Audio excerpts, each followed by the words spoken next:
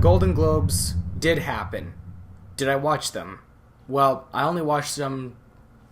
Okay. In my opinion, they're not as organized as the Academy Awards. The categories of the Academy Awards I'm pretty much used to because I watched them more than the Golden Globes. However, when I heard that Katherine Langford and Robert De Niro were nominated, I had to watch.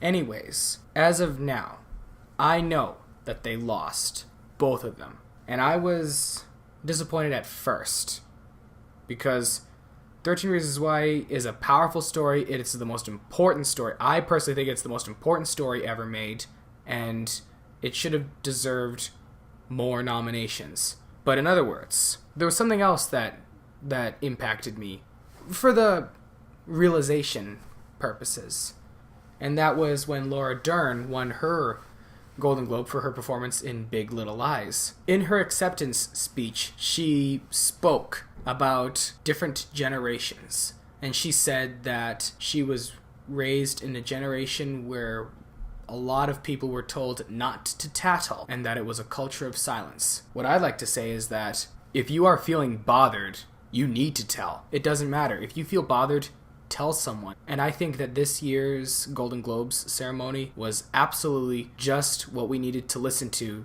kick off 2018. And what did I enjoy? Well, I didn't watch all of the Golden Globes. However, I did listen to the acceptance speeches by Laura Dern, and that was important to me. Now, to end this video, I think I need to tell you my reaction to when Katherine Langford and Robert De Niro lost. A lot of you are probably wondering, how did you react when you heard that they lost? Your two favorites lost. I'll tell you. So, I'm sitting there, I was nervous, because I didn't know when they were going to announce the winners. I thought that they were going to do it at the end, like the Academy Awards. I didn't know that they were a little bit mixed up. The Academy Awards are usually organized, and to me the Golden Globes aren't really that organized for categories. But anyways, I'm just sitting there, and I was getting nervous. I was pacing. I pace when I get nervous. So I'm sitting there, and then all of a sudden I recognized the category that they were saying, and I was like, this is it. And it was Carol Burnett and Jennifer Aniston that came up to announce it.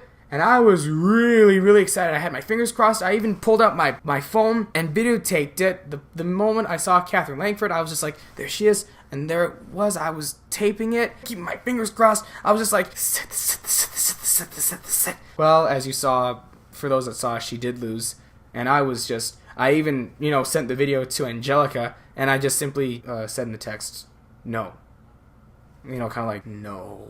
Something like that, Anyways, I was pretty disappointed, but I think that in the court of public opinions, she did win. That was my little story for my reaction to you.